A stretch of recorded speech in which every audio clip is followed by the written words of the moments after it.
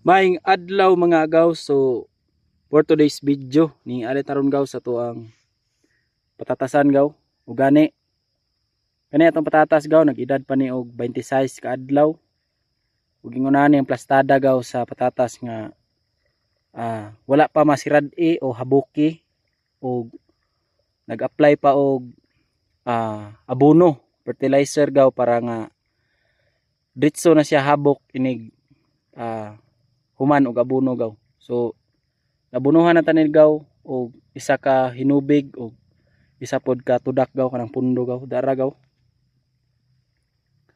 Mao na siya gaw ang kanang abono nga gipundo.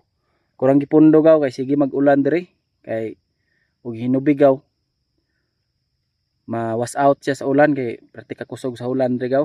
Mao na nga kurang gipundo karong adlaw gaw nag-abono ko gaw sa tuang patatas. Nag-edad ni og 26 ka adlaw gaw. Mao ra to og amping gaw.